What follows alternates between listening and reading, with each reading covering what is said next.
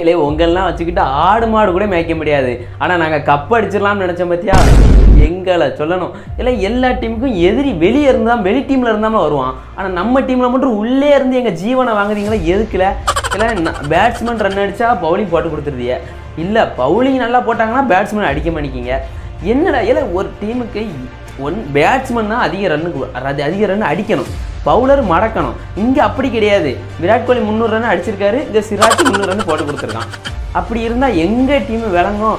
அதுவும் தம்பி மேக்ஸ்வெல், நீ தீப்பட்டிப்பா 6 மேட்ச் விளாண்டு 3 டக் அவுட்டு, ஒரு மேட்ச் 1 ரன்னு, ஒரு மேட்ச் 3 ரன்னு, ஒரு மேட்ச் 28 ரன்னு, மொத்தத்துக்கு 32 ரன் தான் அடிச்சிருக்கேன். நீ இதில் வேற பேட்டையும் பந்தையும் தூக்கிக்கிட்டு நாங்கள் ஆல்ரவுண்டர், நாங்கள் அப்படி பவுலிங் போட்டோம்னா கிழிச்சிருவோம்ட்டு வந்து நிற்க. ஏன்னா பார்க்கும்போது செங்கலை கொண்டு மண்டையை உடச்சிடலாமான்னு தான் வருது. அது மட்டுமா எல்லா டீமுக்கும் 11 பேர் விளாடுறாங்க. இந்த மும்பை லாண்டா மற்றும் 15 பேர் 14 பேர் விளாடுறாங்க. எங்கேருந்து தான் வராங்கன்னு தெரியலை.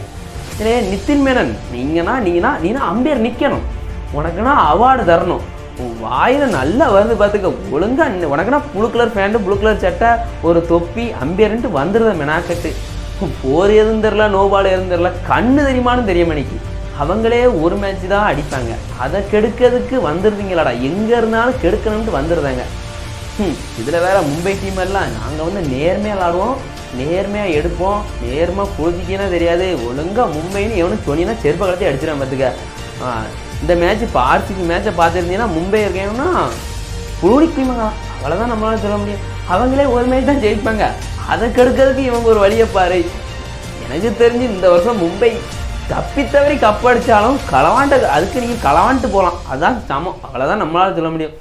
அதில் வேற ஹர்திக் பாண்டியாவை குமைக்காங்க, அதில் குமைக்காங்கன்னு அம்பையரை ஒழுங்காக ஆக்குங்களேன், அதுக்கு அடுத்து நீங்கள் விளாடலாம்.